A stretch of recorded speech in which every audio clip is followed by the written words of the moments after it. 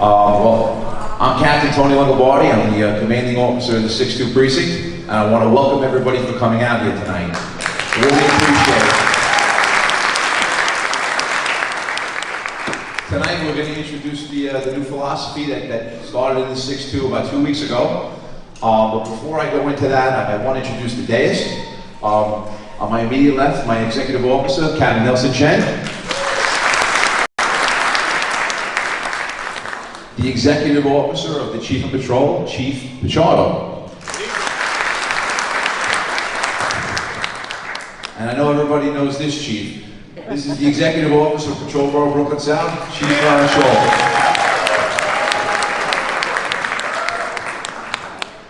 Now, before I go and I introduce Chief Pichardo to speak a little bit, I just want to acknowledge a few people in the audience tonight.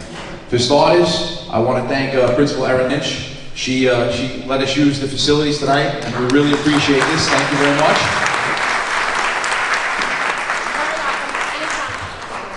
At the 6-2, one of our community partners, one of our elected officials, we're glad to have him here, Councilman Justin Brennan.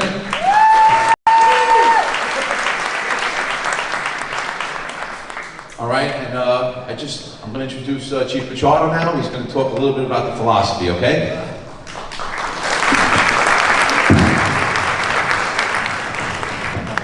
Good evening, everybody. All right. Listen, today's going to be an extraordinary evening. I don't think this has ever happened in my police career, but neighborhood policing, as we progress to conclude into its final phase in the fall of 2018, I don't know if it's a coincidence or not, but here in the 6-2, in the 62nd precinct, this is going to be our 62nd command in the city. I don't know if you want to play lotto. I'm not condoning any vices and gamblings of the sort, but I kind of found that a little interesting from an educational perspective, perhaps, Madam Principal, right? So, neighborhood policing, it is indeed my honor, and on behalf of our Chief of Patrol, Chief Rodney Harrison, an absolute pleasure to join you this evening as we introduce the rollout of neighborhood policing here in the 62nd precinct. If you bear with me for 1 second, I'm just going to show you a quick video on neighborhood policing from the police commissioner's perspective. I remember at a community meeting, probably about 2 years ago, we were up in the Bronx and somebody came up and did. I hope you enjoyed that.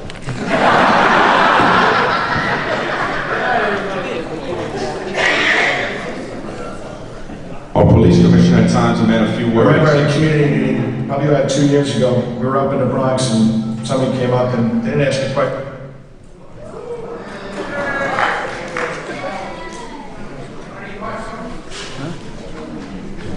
Take 3. I remember at a community meeting, probably about 2 years ago, we were up in the Bronx and somebody came up and they didn't ask a question, they made a statement. They said that policing is something they felt that's to them, not with them, and we have to change that. We've been looking for new and innovative ways to establish that necessary connectivity to the community. Key to our neighborhood policing program is the same cops assigned to the same sectors every day. The public has these officers' names, email addresses, and oftentimes their cell phone numbers. We want the public to know that they matter. But we need to establish and maintain the public's full trust to do that. And this is very much a shared responsibility between cops and those we serve. I would say maybe 10 years ago, police were kind of tunnel vision. They were looking for specific people, they were looking at specific crimes, and they were addressing those. But now, policing is generalized where everybody's in your view. Everybody's a part of what you do. One young man over the other side said, you know, one of the things we should do is have a relationship with the cops other than when they get arrested. It's not us against them. We need to find common ground. We need to see this on a daily basis. This is the only way this is going to be. The balance comes when police start to see themselves as part of the community, not just working in the community, that they also have a vested interest here. If they have a mindset that this could be where I live, and I want this to be a safe place. Law enforcement needs that. They need to build a relationship within the community which they serve, but not a biased relationship. Because at the end of the day, if I need a cop, I don't want a social worker showing up. I want a cop. I want a cop that is understanding of the community, that's known by the community, and not feared by the community. And the only way that's going to happen is that we build better relationships. It's being with community and getting to know them at a different level. get it back to the old ways where the neighborhood knew who their officers were. They want us there. They want us to come and make a difference in their neighborhood. That was the whole point of me joining this job. I'm sure I can speak for my partner, right? We wanted to help people. The new guys come out of the academy, they're gonna see that this is a way of the future. I do believe that we're becoming part of the community again, and it's very refreshing to feel wanted in your neighborhood. This is definitely steadily getting better. There's more trust between us and the community. It's just obvious every day. And I think it's working well because the community sees the police officers as being not just what happens when you call 911. That's what trust starts at, right? You know, listening and following. Right? You gotta have to follow. George Bernard Shaw used to say New York City is a place halfway between America and the world. America is looking at us now. How are we going to handle police-community relationships here? How can we show them this great big city that we can make it happen? It takes time, but the change is clearly happening. We just need a lot more of them.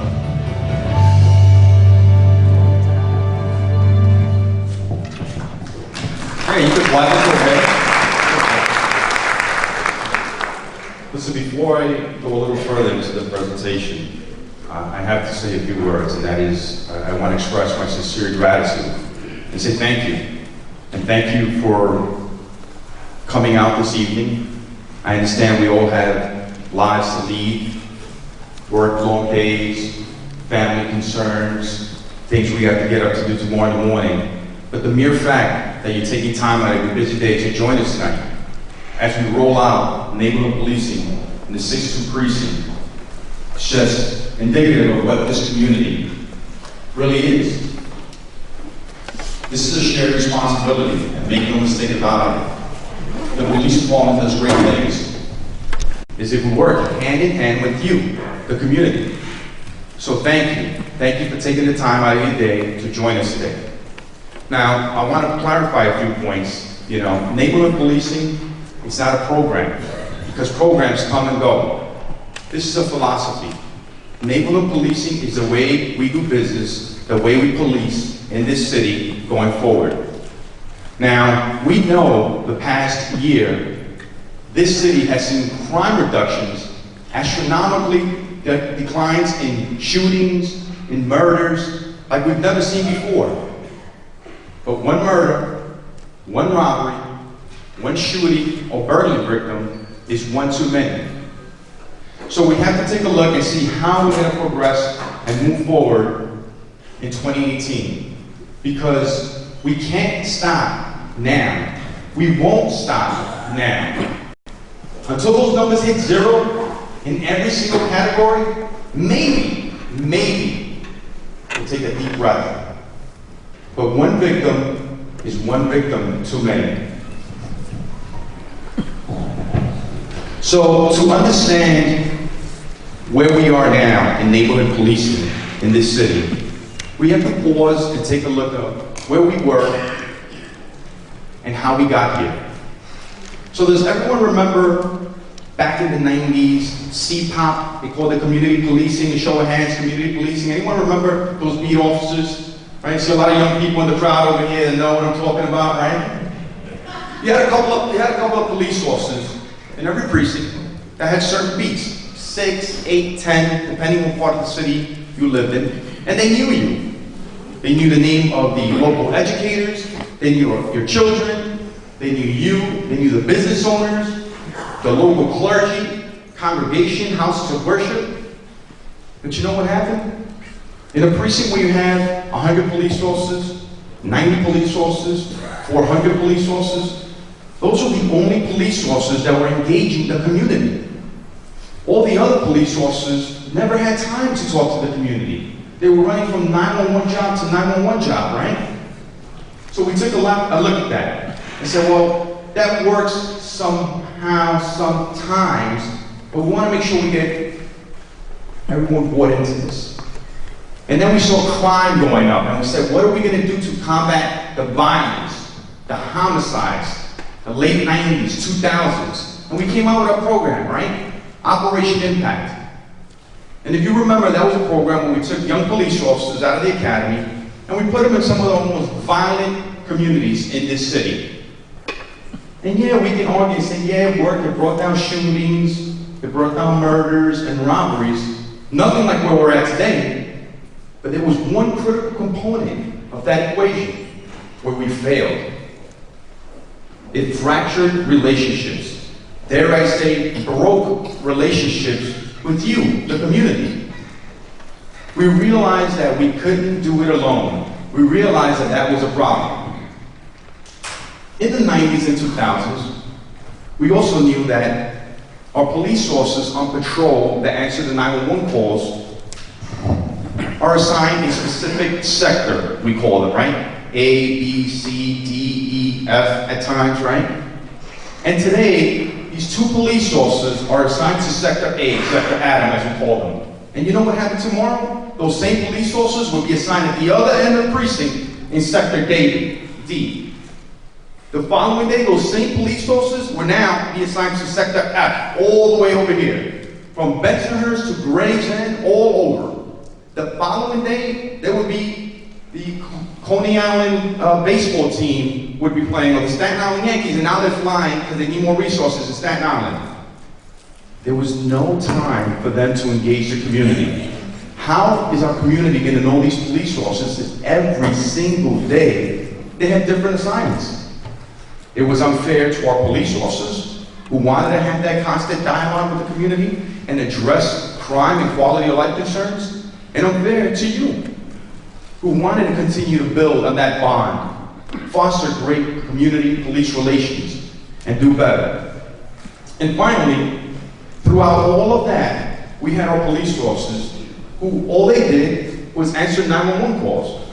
911 call after 911 call after 911 call after 911 call after 911 call. Should I stop? No, right? After 911 call, right? There was no time, ladies and gentlemen, for our police officers to stop, get out of their cars, meet a community resident, find out what's going on in this particular building, find out if there's a troubled youth that maybe we can mentor, find out where the local tenant association, business improvement district is, talk to our elected officials and find out, hey, there are some legitimate concerns here, and we collectively, as a community, not just the police department, maybe we need social service agencies, or maybe we need other city, state, local agencies, and get involved to resolve this issue. Quite a few concerns, and now we're moving to neighborhood policing. And that's where we were, and this is where we have been. We're just about finished. We started in 2015, and we're almost there. So neighborhood policing, you have what we call neighborhood coordination officers. And we use the acronym NCOs for short. And what we have is these neighborhood coordination officers, and there'll be two permanently assigned every single day to that sector. They don't go to that Yankee Stadium detail. They don't go to Staten Island. They don't go to a big parade out in another part of Brooklyn or the Bronx or Manhattan. They stay in that individual sector every single day to get to know you. We owe that to them, and frankly, we owe that to you. So what do? They make sure they engage that community, because that's the only way we're going to do better. We're not a perfect agency. We strive to do better. We get it right a lot of times, but we need work, and this is where you come in. We're a service agency. We're here to provide a service, and we're going to provide that to the best of our ability. But now we have an opportunity to engage you and let us know, how can we do better? How can we, the police department, better serve you? So we're going to have that time from this NCOs to engage the community, have a dialogue, let us know what we can do better, what concerns you have, so we can figure it out together. I spoke before about that sector integrity, and that was there was police officers who were assigned in that Adam sector, right, Sector A. The next day they were going to be in Sector B. The next day they were going to be in Sector D. The next day they were going to be in Sector F, right? They were floating around every single day. They didn't know where they were working for the day. Well, aside from your NCOs, those two police officers who make up their own schedules with their own hours, week to week, to have that flexibility to work with you to address crime and quality of life concerns and any other issues perhaps that you may have. We have now patrol officers, we call them steady sector officers, who now are permanently assigned to that sector as well. So we're going to have, aside from our NCOs, we're going to have now another layer of police officers who every single day are going to work in that permanent sector. That's called an A. So these two police officers today, on the day shift they come in, they're going to work in Sector A. You know what's going to happen tomorrow? They're going to work in Sector A. You know what's going to happen the following day? They're going to work in Sector A. And they're going to work hand in hand with our neighborhood coordination officers to get to know you, to get to know what the concerns are, to hear you out and see how we can serve you better. A critical point that's never ever been done in this police department. But it doesn't stop there, because you know what we're asking those police officers to do in Sector A, who are in that patrol car answering those 911 jobs? If you remember before, I referenced that those police officers before were going from 911 call to 911 call to 911 call and so forth. Well now, these police officers who are answering those 911 calls, we're telling them, hey, wait a minute. We're going to ask you now to take 2 hours out of your day, don't answer these 911 calls, and engage the community. It's never been done before. Stop, get out of your patrol car, walk down the street, talk to the business owners, find out what's going on in your shift. And those police officers will be assigned in every single shift, on the day shift, on the afternoon shift, which is our 4 to 12, and during the midnight hours from 12 to 8 a.m. But of course we know that there's a need and calls for service. So it's not that we're just disregarding the 911 calls, because we have another layer of police officers that we call the response officers, who are in police cars as well. So how do we make sure that those police officers in the steady sectors take that 2 hours at least to engage the community? Well, we have this other layer of police officers who also work that shift, who now respond to 911 calls. See, this is a personnel labor-intensive policing method, but it works. We have the NCOs, we have the steady sector officers, so the 911 calls are still being answered in that 2 hour frame by the response officers, by regular patrol officers as well. Albeit, if there's some sort of catastrophic incident or major event, I'll say a building collapse, God forbid, of course, all police officers are going to say, I'm sorry, ma'am, sir, we have to respond to an emergency incident. But if there is a call for someone who perhaps lost their wallet, or there's a vehicle collision, a vehicle accident, where no one's injured, it's only a minor fender bender, then those police officers are going to say, hey, keep engaging the community, keep working on solutions to whatever concerns were raised, and we'll have our response orders take care of those what we call low priority calls, which are not a violent crime or a burglary or things of that nature that necessitate an immediate police response because there's some danger to someone. So we talk about the neighborhood coordination officers and what their role is in this new wave of policing. I'm not taking any calls right now, just a few more minutes. No problem. So what do? They're crime fighters first. Because ladies and gentlemen, if you don't feel safe, are you going to walk the street? Are you going to get to and from work, your local businesses, local congregation, take your kids to the park? So they're crime fighters first. They're going to be problem solvers. They're going to address your quality of life concerns. But we're going to do that hand in hand with you. I spoke before about trust and broken relationships and fragmented relationships that we've had as an agency in the past. And we're working really, really hard about it. This is one of the best ways we're doing it since 2015. And it's working. But we have work to do.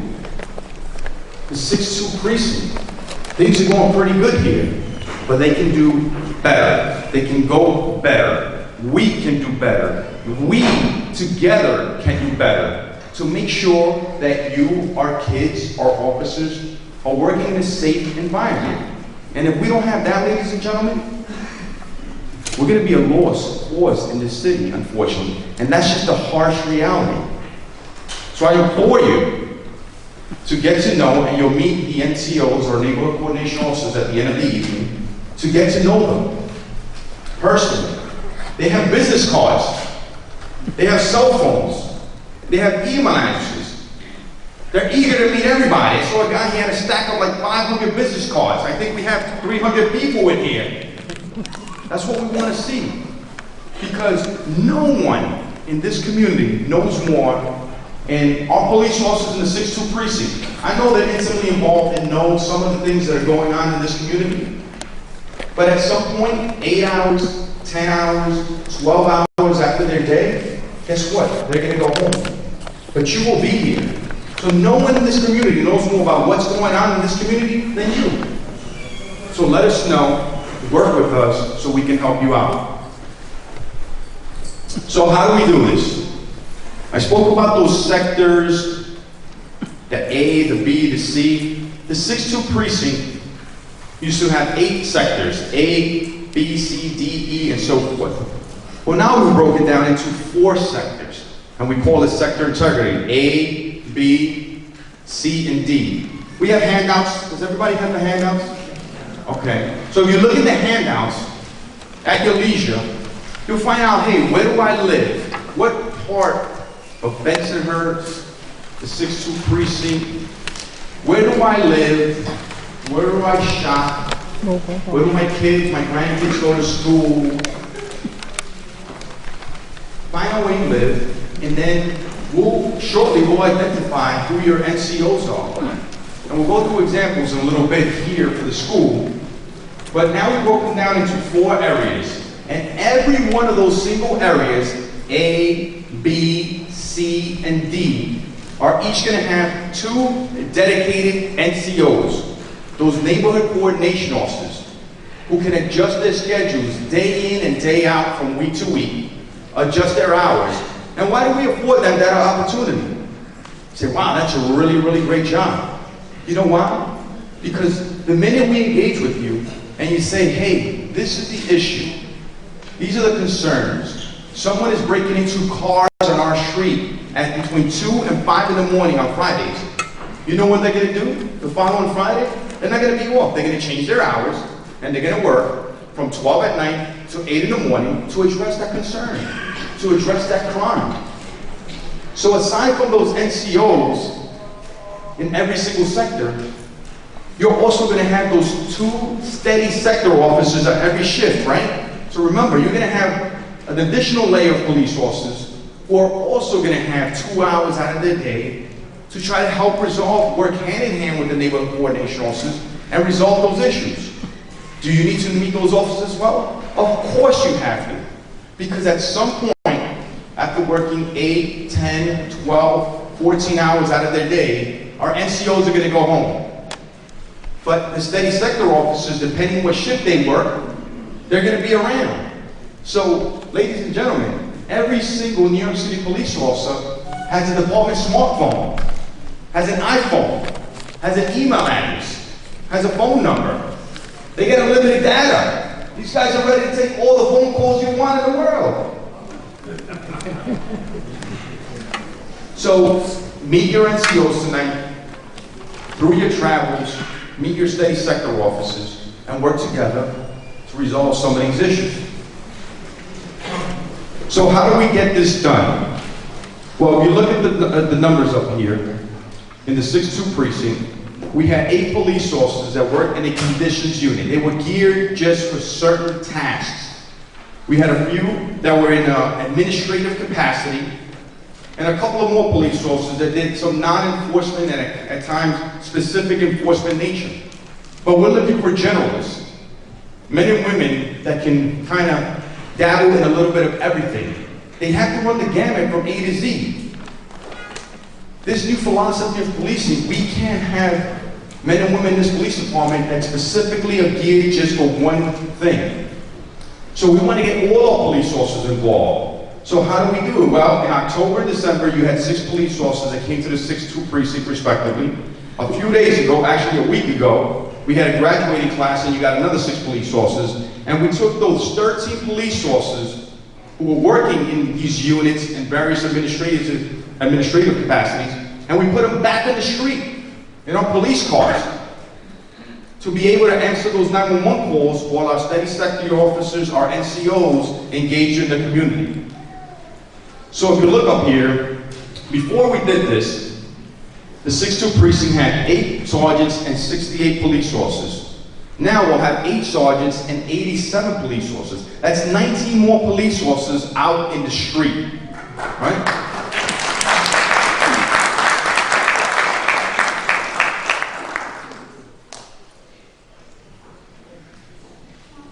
Now, we all know about the community council meetings. The precinct community council meetings, they're once a month. July and August, for the summer months, they don't meet. They're held at various parts, sometimes throughout the precinct, if not in the precinct. Well, what's special about these NCOs? In their designated sector, in their designated portion of the 62nd precinct, that community that they're in, they get to hold their own meetings. We have a website, www.buildablock.nyc. You can go in there, you put your address in, and you know what happens, ladies and gentlemen? You will find out who your NCOs are, the time of the next meeting, the location of the next meeting, and the date of the next meeting. Now, just be mindful, we're just starting in the 62nd precinct. So they're working on locations, so they're not going to have any build-a-block meetings this month or the following month. They're going to start in this next quarter, right? But here's the beauty of this. You don't have to wait till a build-a-block meeting to happen. You have additional concern in your building, in your local area, with your businesses and a group of merchants, then call your NCOs and say, hey, we're having a tenant association meeting, we're having a block watchers meeting, and we'd like for you to come over here and let us know how you can help us out. We have some concerns that we want to raise to you. So, yes, I want you to walk out of here tonight and talk about Build a Block, NYC. I want you to tell people, hey, these neighborhood coordination officers are going to host their own meetings. Does that mean that you stop coming to the monthly community council meeting? Absolutely not. But think about this, ladies and gentlemen. The community council meeting is that once a month. And of course it moves sometimes, so if you're in all the way in the northeast quadrant of this community, sometimes you may not be able to make it to the community council meeting because of the busy schedules that you lead. How great is it that now you have your very own police officers who work day in and day out in your sector, in your neighborhood, who now hold their own meetings. This is some groundbreaking stuff that we're doing in the police department right now. They're being tasked with a lot. You're going to hear from them. They look sharp. They're going to speak sharp. They're going to do great things. They have been doing great things prior to this, but right now, this is only going to elevate their game. Now, as we roll into Build a Block, there's also our government website, www.nyc.gov/NYPD. And if you go in there, you can put in your address, and you can see the date of your meeting, the time of your meeting, the location of the meeting, and who your NCOs are as well. And we're going to do a quick demonstration for you. I'm going to shut the light off, the front light, for 1 second, just because I want to make sure you see it, how simple this really is. In the NewYorkCity.gov website.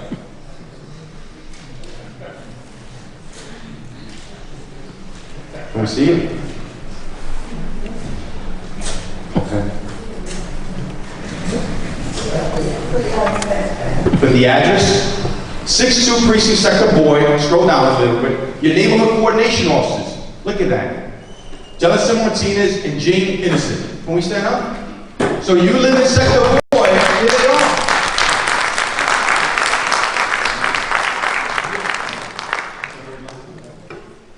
Ladies and gentlemen, quick process, very easy. Now, You don't want to go on the website?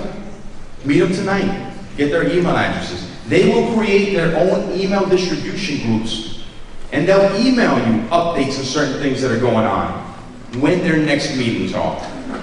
But we're asking for you to engage us. We will do everything we can. The 62 precinct has a Twitter page. The 62 precinct has now a Facebook page. And if you go on that Facebook page, you'll see the lovely faces of all these neighborhood coordination officers, as professional as they look on that page. We're looking to engage you at all levels using every method that we possibly can. So, what makes these neighborhood coordination officers so special? Well, I like to say every New York City police officer is so special. They go through a vigorous process in the academy for 6 months, but we put our NCOs through one of those vigorous trainings, a criminal investigation course, that are detectives, by far the greatest detectives in the world. These NCOs, they go through that course as well, because we're asking them to be crime fighters. We're asking them that the minute they get a phone call about a burglary, somebody broke into an apartment, they have the knowledge. They know the investigative steps that are necessary to solve that crime, potentially. So they go through that 2-week investigative course. They go through another week of various types of training.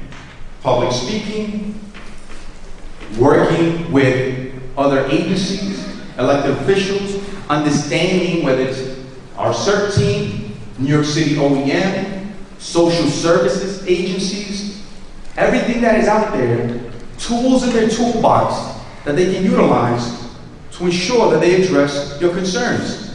Because sometimes the concerns that are brought to us as police officers are not always police concerns. But these NCOs, they'll look for ways to help you, point you in the right direction, work with you to address those concerns. And finally, we can't always arrest ourselves or summons our way out of a situation. So they go through the New York Peace Institute, a 4-day mediation course, where they understand about conflict resolution. They get called to a 911 job about barking dogs or tenants where the music is too loud. Ladies and gentlemen, sometimes arresting the person, writing a summons, it's not always the answer. A lot can be done by just mediating summonses and arrests at times. We may have to do that, but that may be a short-term solution to a long-term problem. So we arrest that individual. You know what happens tomorrow? The same thing happens. So why don't we get to the core of the problem, the root of the problem? Let's do some mediation and figure out how we can work this out together with all the parties. Some more training that they do. So as I stated before, neighborhood policing tonight is our 62nd command in the city. We will be going up. In the next phase, we'll have 7 more precincts, and in our final phase in October, we'll have 76 precincts in the city. Housing is already, has every PSA or police service area. Neighborhood policing, if you saw a press conference a couple of weeks. Transit, District 30 in Slimmerhorn, and up in the Bronx in District 12 has it. The end of this year, every precinct in the city will be neighborhood policing based.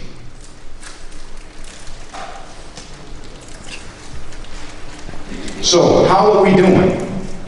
Well, we started in 2015, and at the beginning of the presentation, you saw murders, shootings, robberies, historic lows in 2017. We're not going to stop there. It's not just about statistics. There are humans behind every single statistic. There's a life behind every single statistic. So we have to gauge crime, and we have to look at it and the effectiveness of how we deploy our resources. But we also have conducted surveys, focus groups, with various community members, leaders, grassroots organizations, educators, elected officials, business owners, throughout the city where neighborhood policing has commenced in the past couple of years. And everyone, by and large, everyone, from our police officers within our agency, because we want to know if what we're doing makes sense. Our police officers are telling us, this works. We went from an era where we lost trust in certain parts of this city, and we're gaining that trust back. Are we there yet? Absolutely not. We have work to do, and we'll continue working at it. But we're headed in the right direction. So, between the focus groups of our police officers and the residents of this great city, they're telling us, hey, this stuff is really, really working. You, men and women in this police department, you're really onto something. And lastly, I'm just going to show you, if we could turn off the lights again before we start this video. I'm going to show you, and how do we put this all together? How do our police officers, our neighborhood coordination officers, you, the community, our detectives, our great district attorneys from this city, how does this all come together? This is just about 2 weeks old, or 12 days old. Look at this video for 1 second, please. Let's check. Tonight we have exclusive surveillance video of a man with a hammer smashing SUV windows and slashing tires. Police say they vandalized nearly 3 dozen of them. They now have a suspect in custody, and they're thanking the community for helping with that arrest. News 4's Mark Santia joins us from Jackson Heights with the story. Mark. Hey Chuck, this guy would just walk down the block here, randomly find an SUV, and slash the tires. He'd smash out the window. Folks in the community tell me they were so frustrated, they decided to reach out to some familiar faces at the NYPD to stop this guy. The windshield with the hammer? Smashing and slashing, specifically SUVs. For some reason, this one-man wrecking crew only targeted SUVs, 32 of them over an 8-month period, all on just one block in Queens. The windshield was broken and the tires were slashed. Cecilia Zavala's family had 2 of their vehicles trashed right in front of their own home. Because then you can't sleep at night time because you hear a noise and you jump to see, whose car is now. Neighbors here on 72nd Street off Northern Boulevard shared their frustration with some familiar faces at the NYPD. I was at a local block meeting where a resident on this block had brought to our attention that this has been an ongoing issue. Neighborhood coordination officers Tyler Scala and Brian Liebold have established trusted bonds with the community here.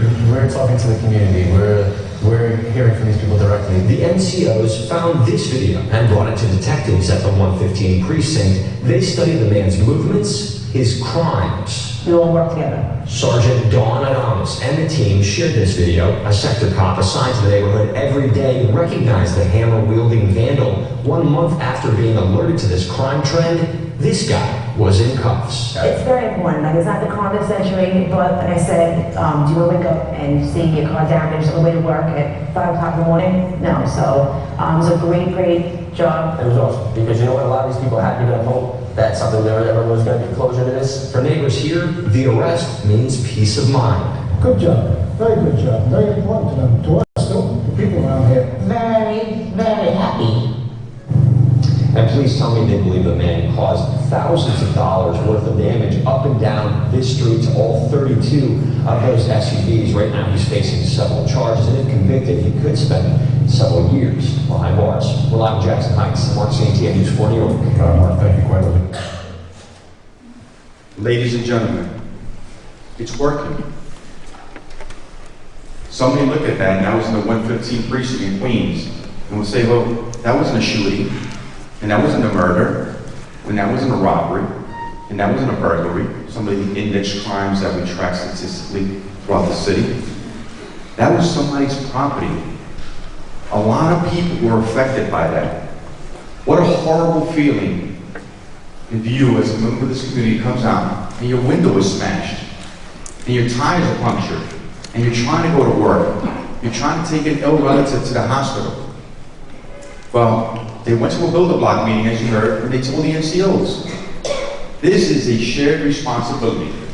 We need your help now more than ever so that we can move forward in this city and continue to drive crime down to record lows. With that being said, that concludes this portion of the presentation. I'm going to take a few questions from the audience. I'm going to bring the good commanding officer back up when we're done. He'll introduce the sergeant and the NCOs, and they'll do a quick, brief overview of where they work, a little bit of their career, and what they're looking to do out of this. Okay, so I'll take a few questions. Anyone that has questions out of the audience?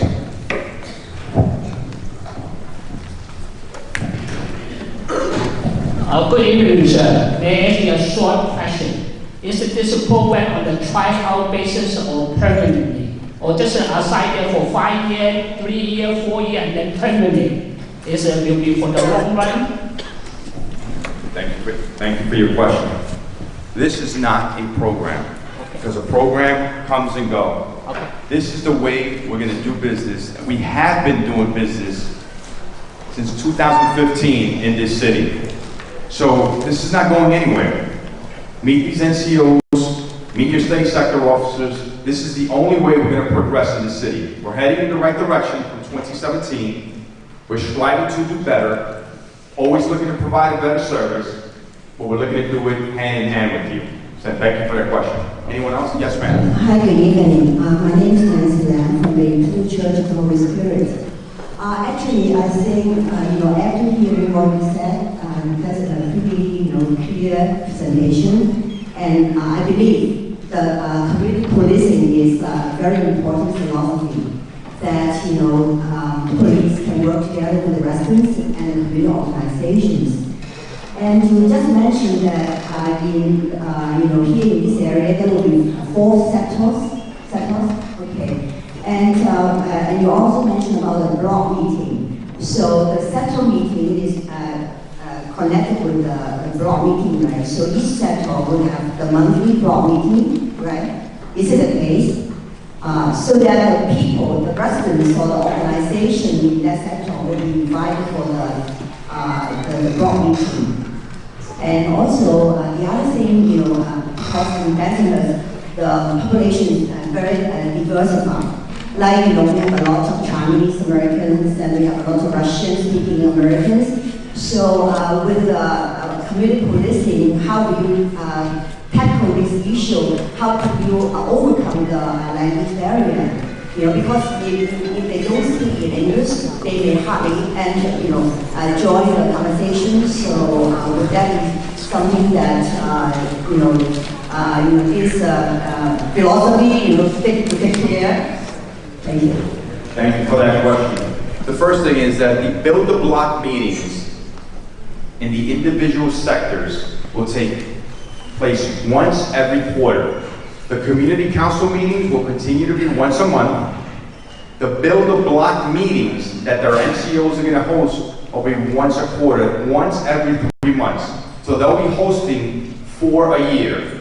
And they're going to look to business owners, organizations where there are community centers, houses of worship, for a location that maybe you would provide, as our principal did this evening, to host that meeting for the community in that sector.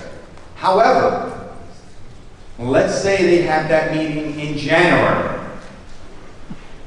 Do you have to wait till now April, 3 months later, to attend that meeting? And the answer is absolutely not. Remember, you have met them already. You have their email addresses. You have their phone numbers. You may say in February, we have a serious concern that has developed in the last month in our sector. We want to set a meeting up so we can talk about it and address it. So just because the build-a-block meetings are once every 3 months, that doesn't mean that you can't email them, talk to them, raise up some concerns, invite them to a meeting, invite them to one of the business improvement districts meetings, to speak or to hear concerns that may be blooming in that community. The second part of the question is, this is a very diverse city. Clearly this precinct is diverse as well. And this police department has been making great strides to ensure that our police department reflects this city. Every police officer, as I stated before, has a smartphone. And in that phone, there's an app that helps you translate a myriad of languages. So if there's ever an issue where there's a language barrier, at the very least, we can look at our phones. But I know for a fact that Captain Longobardi understands that there's some concerns, and he has to make sure that, because sometimes time is of the essence when someone is a victim of a crime, or there's an elderly lost individual or child, we may be in a haste and we may not have time to say, okay, show us the app, press it, get on the phone and speak to somebody three-way to figure out what is going on. He has police officers and has taken that into account, that some of your local steady sector police officers speak the language where they're working. Okay? Yes, ma'am. Oh, we have a question in the back and then we'll get you right here, ma'am. Yes, sir. Chief, thank you for, first of all, launching this program in the 6-2. I think we're one of the last precincts that we just launched it, but I'm a strong believer in this NCO program. I love it. It's going to bring the public and NYPD closer together.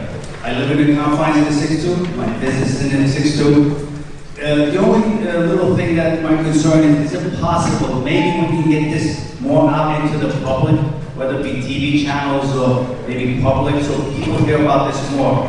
A lot of people didn't hear about it, and I'm not here to blame anybody, that we should really get it out to people more, because it's a beautiful program. Thank you. Thank you for those comments.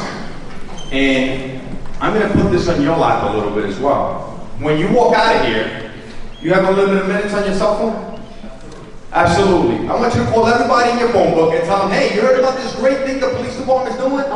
We have NCOs, we have build-the-block meetings, we have all these things going on. Yes, we have social media, Twitter, Facebook, where we're putting this out. Can we do more? Of course. But we need your help as well. As you leave here tonight, even if every person in this room tells one person, not each other, because you're all here, but tells another person, hey, neighborhood policing rolled out in the 62nd precinct tonight. You should check it out. Go to Facebook, go to nyc.gov, see who they are. Their email addresses are there. Where do you live? You may live in Sector Adam and your business is in Sector David. Should you know all 4 NCOs? Absolutely. Should you know all 6, 12 steady sector patrol officers that have that 2 hours of uncommitted time to see what's going on in that community? Absolutely. Should your neighbor next door, residential and business alike, know those NCOs? Absolutely. So it's a point well taken. We'll continue to strive to get that message out. But I'm asking that you help us out in that endeavor and push that message along. And I see I have your support already. Thank you. We have this young lady right here with a question. First of all, thank you so much for the meet and greet. I appreciate that. And I know NYPD is trying their best to protect us, our families and children. But as a mother, my question is, what is NYPD's strategy to protect our children as the shootings are going on in different schools and different cities? What is your strategy to save our children, to protect our children, where they can get fear-free education and teachers as well, they can teach kids fear-free? Thank you. Thank you for that question. Listen, there's no doubt there are a lot of things going on in not only the United States, but around the world. And the NYPD is always cognizant of what goes on, not only in this city, and not only in the tri-state area, but across the world. And we're always looking to find ways to do better, how to prepare. So, some of our most sensitive communities are our children. So that we have a school safety division that does extraordinary work throughout the schools. And we ask our parents and our educators to get involved. And we ask our neighborhood coordination officers and our steady sector officers to go into those schools, meet those educators, find out when there's a basketball game in that school, maybe an event where a potential conflict could arise. And you know what they're going to do during those 2 hours of uncommitted time? They're going to go into that school and spend those 2 hours in there to ensure. So we do a lot of things. We'll continue to get better, and we'll continue to monitor situations as they arise throughout the United States and the world, frankly. A few more questions about neighborhood policing, and then I know everybody's eager to be with their NCOs, so a few more questions, and then we'll turn it on to Kathy. Yes, ma'am. Yes, good evening. My name is Karen Zoe, and I represent HomeQuest Community Services. We are a community-based organization here in Bensonhurst. we serve a large Chinese immigrant population, and as you probably may know, 34% of Bensonhurst population is Asian. So it's a very high population, and it's highly dense. Of the list that you have here, I don't see anyone that's Chinese speaking. We have a large Chinese speaking community, and we serve the Chinese immigrant community, so that's my concern, is the language barrier. So I'm thinking back off of what Nancy had just said. Will there be considerations to hire more Asian NCOs that can be more reflective of the community? Sure, thank you for that question. You know, what makes a police officer, and they understand we have to be sensitive and understand where we work and address some of the concerns. And there's a certain comfort level amongst when we interact with each other. But it's not our skin and it's not our uniform that makes a police officer. It's what they have here in their heart. They want to do good, they want to do right, they want to help out. But to that end, you're exactly, you and your organization, from what I just heard in the few seconds you spoke, you're exactly what we need as the NCOs partner up. Perhaps you're aware of something that's going on in that segment of the community that we're not aware, or maybe someone feels a little more comfortable with you. And yes, the app is great, but I know for a fact that in this precinct, there are police officers that will be able to engage that segment of this community. But I don't want them just to know those 2 or 3 police officers. I want them to meet everybody. Because when they meet these police officers today, tomorrow they'll meet another 2, and that's how we're always going to be a force multiplier, and perhaps resolve even bigger issues and concerns that develop. So thank you for that question. Please meet your NCOs afterwards. I'm sure that when you host a meeting and your NCOs go, you would be surprised at the steady sector officers that are going to work in that sector. I know that for a fact. Thank you for your question, ma'am. Anyone else? Just one more question, and I'll turn it over to our, yes, ma'am. We have okay, yes, young man. Then we'll get you, ma'am, okay? Yes, young man. I know that you put more police on patrol, but if there's more crimes in Section A, will you add more police officers in Section A, or move more police officers from Sector C to Sector A? Not only is that a great question,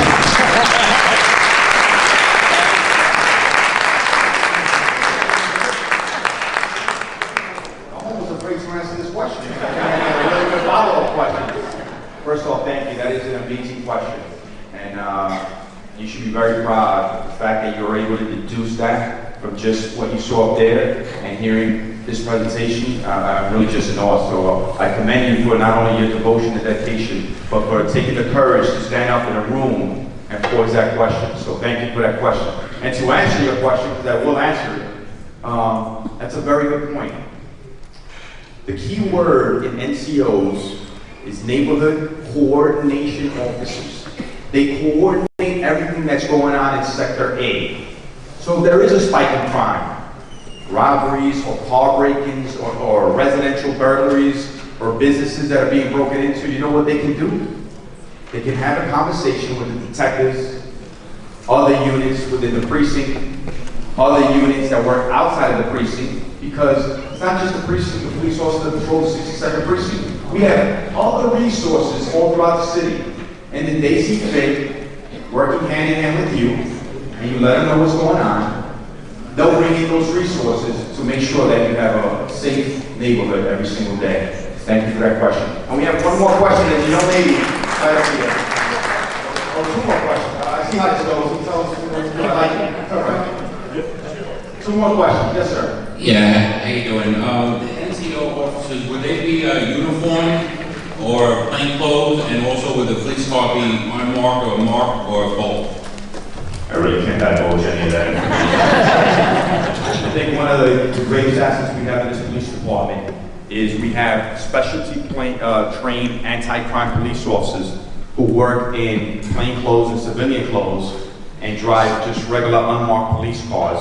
And I often say, sometimes people say, hey, the police never around. And you'd be surprised that right next to you, behind you, is a police car with police officers that you don't know. But to answer your question, that is yet another option available to all NCOs. We send them to plain clothes training so that if the issue is something that they have to be in plain clothes and civilian attire because of the delicate matter that needs to be addressed or crime, we avail them the opportunity to perhaps sit in a building in regular clothes and watch what's going on. If there's someone like, in that case, in the 115th precinct in Queens, and break into a car, and they weren't in plain clothes in that situation, they were in uniform. But that's something else, another tool in their toolbox that they can utilize. So it's a mix depending on what the concerns are. But first and foremost, we're going to ask them to be in uniform, to maintain that presence, to come down and greet you so that you can see them walking around the street. You can see them walking down the street. Because sometimes omnipresence is the best deterrent, right? We can have 10 police officers walking around just like all of you in civilian attires, and if there's a criminal, he or she may say, you know what? There's not one police officer in sight. But I put two of my most dedicated professional police officers on that corner, walking that beat. You know what's going to happen? I'm not doing anything to 6-2. Let me go to Jersey. We don't want any crime in New York City, so we'll put them over to Jersey, right? And we'll take a final question before I bring the captain up for the presentation of our NCO sergeant and his police officers. Yes, ma'am. Good evening, my name is Anna. My question is, you stated that there are 2 NCOs in every sector. For whatever reason, I know we are getting to know each other, but what if I feel uncomfortable speaking to the NCOs in my sector? What do I do? That's a great question. Thank you for that question. The first part I was going to say is, we would like to know about it. They have a supervisor, an NCO sergeant, who is dedicated to them.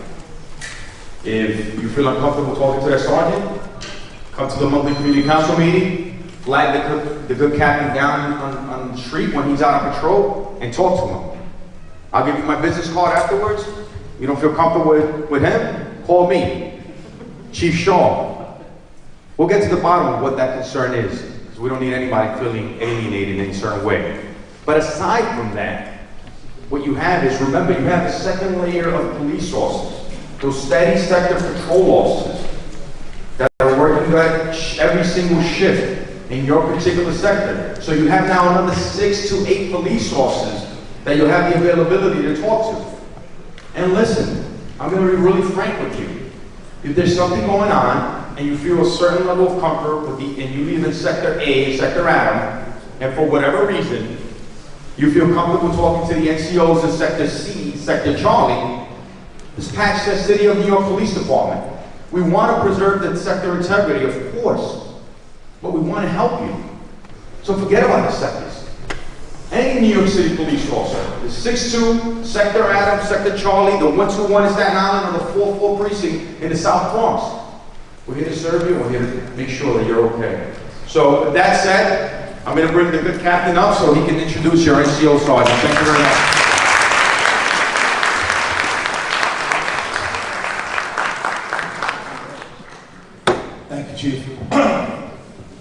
So I know everybody's anxious to meet the new NCOs and the NCO sergeant, and I'm going to bring them all up here in a second. But the one thing I just want to touch upon and point out, by show of hands, how many come to the community council meetings on a regular basis? Right? Pretty decent portion. When the meeting's over, if you happen to grab one of those people, you'll find that I have my own policy at these meetings. I come to them, each and every one of them. It's very important to me. My son had surgery one morning and I was there that night. And I come because I want to see what's going on in the community. I want to know what your concerns are. And when you speak to them, I have my own way of doing things, and I get your complaints, I make sure that they're handled immediately and somebody gets back to you with the results. All right? And our NCOs are going to be doing the same exact thing. All right? So I think you're going to be very satisfied when you do meet them. All right? This was a vigorous process. All right? We have over 100 police officers in the 62nd precinct. And they were handpicked, all right? So, I mean, I know what, I'm gonna bring them up and they're gonna tell you a little bit about themselves, but I'm really excited that you're gonna get to meet them all tonight, all right? And with that, I'm gonna start with our Sergeant Emmanuel Escobar.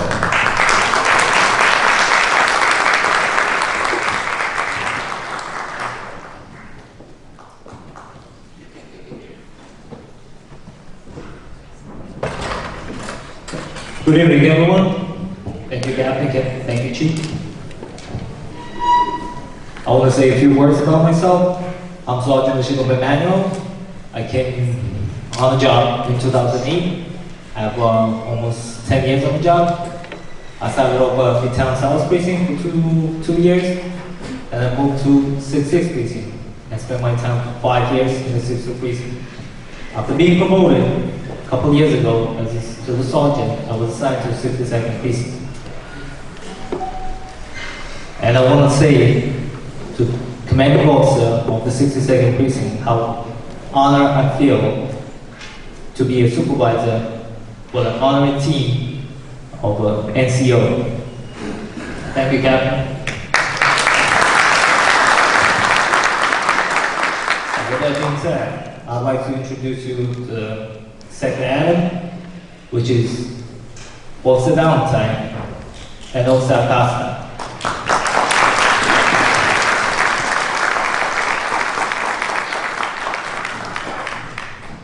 Hi everyone, I'm Officer Valentine. A little bit about myself. I had 4 years on. I spent my whole career in the 6-2. I was a patrol cop until about 6 months ago when I was in became midnight conditions. I am looking forward to getting to meet everyone, getting to interact. We cover 61st Street to 86th Street, 14th Avenue to the west side of 20th Avenue, which is a big area, but we do answer everyone's concerns right away. And I'm going to pass you on to my partner, Frank. So, I'm super nervous. I don't usually speak in large crowds like this, so I'm sorry, bear with me. I've been a police officer for 6 years now. 6 years and 7 months. I started in the 77th Precinct, Brooklyn North. I did 2 years over there, then I came to the 62nd Precinct. So I've been in Brooklyn pretty much all my career, and I love Brooklyn. I love the 62. I did patrol here for about a year and a half, and then I was picked to do the schools, so I know Lynchburg here very well. I was a youth officer here for quite some time, and then I applied for this initiative for the NCO. I was picked, so like I'm super excited. I can't wait to work with you guys, to get to know everybody in my sector, and everybody else that needs help. Really excited for me, just can't wait.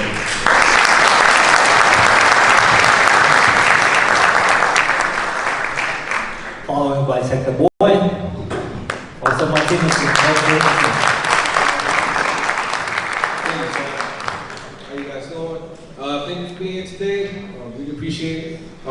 As you guys know, I'm Officer Martinez. My first name is Jellison. And I've been an officer for 5 years. I started most of my career in the 6th Precinct, that's East Flatbush. And I've been here for about 7 months in the 62nd Precinct. And I'm very, very happy to be here. And I'm also very happy to be your NCO boy. And I'm looking forward to helping you guys and anything you guys need. And just please reach out to me. And you guys have nothing to worry about. You guys are in good hands.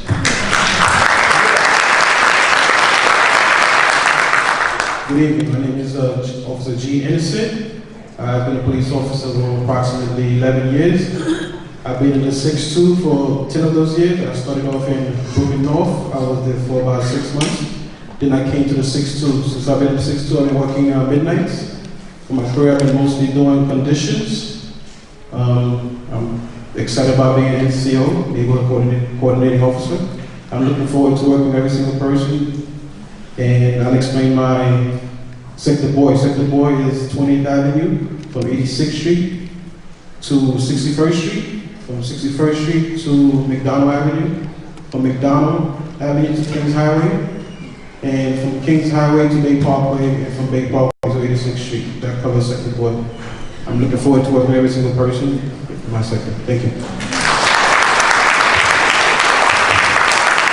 NCOs Officer Charlie, Officer Command Officer Jury.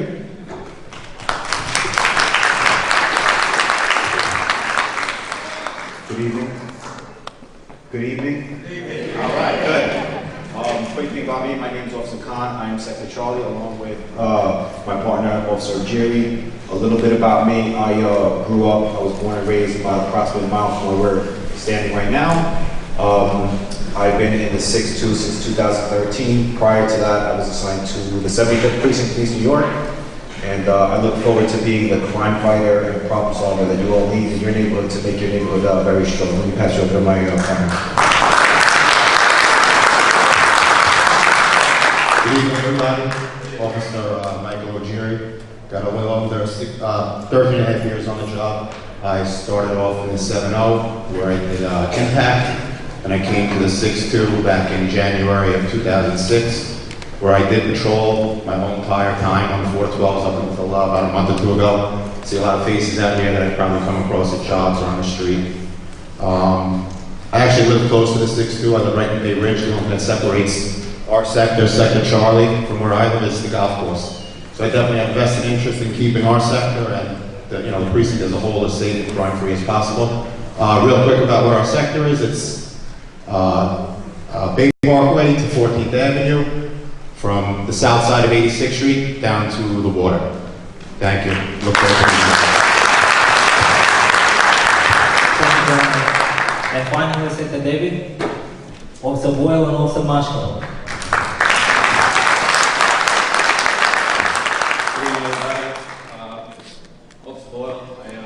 This July will make 13 years for me. I worked in East Flatbush for a number of years. I worked in Sunset Park for a number of years. Here I am in 6-2, excuse me. This neighborhood is very important to me because this is actually where my parents still reside. This is where I grew up. So I'm familiar with a lot of the people already in the neighborhood. I'm familiar with a lot of problems that you guys are already experiencing. Absolutely feel free to address any concerns. There's no reason to feel nervous. We all have emails like everybody said. Text, I'll get back to you as soon as possible. And here's my partner, Paul.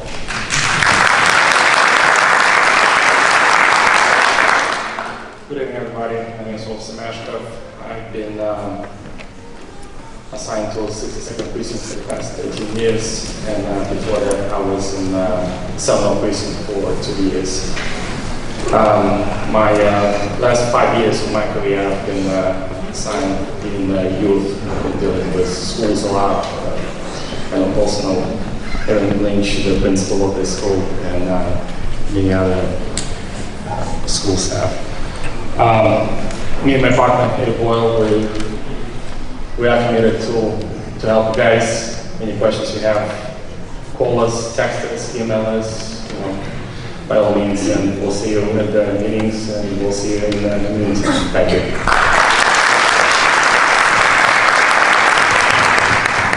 Thank you, ladies and gentlemen. I personally want to say thanks to all of you that came here and share your valuable time with us. Thank you all, and we're here to help every single one of us. Thank you. Thanks, man. All right, so we're going to get right to the point in a second, and I know everybody's anxious to meet the new NCOs, but I just got to acknowledge and thank a few people.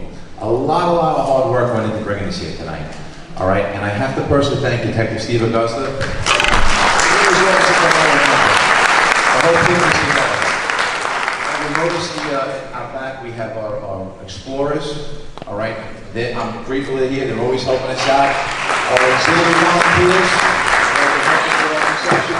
And we wouldn't do anything without our CERT volunteers here. And I can go on and on and thank a whole mess of people, but I definitely have to acknowledge two people that took their time to come with us tonight.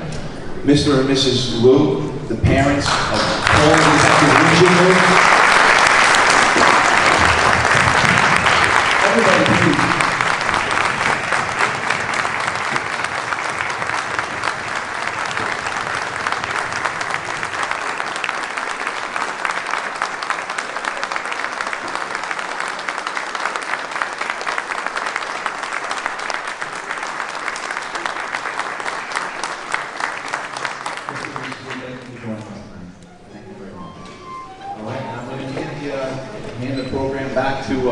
charter, and then we're gonna get you to meet your new NCOs. Chief?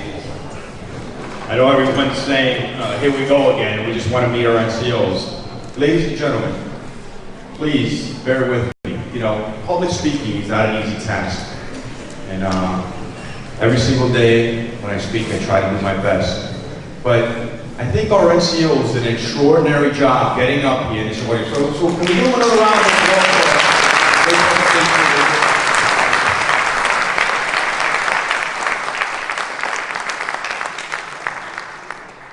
With that being said, the time has come. Listen, I'll be here for a while. I'm sure the captain will be here for to the end of the night. But it's great to meet us. But what I want you to really do is, before you walk out of here, don't walk through those doors without meeting the NCOs that are assigned specifically to where you live or where you work. So at this point, come on up, meet your NCOs, grab their business cards, exchange some information. Have a great night. Thank you all for coming out.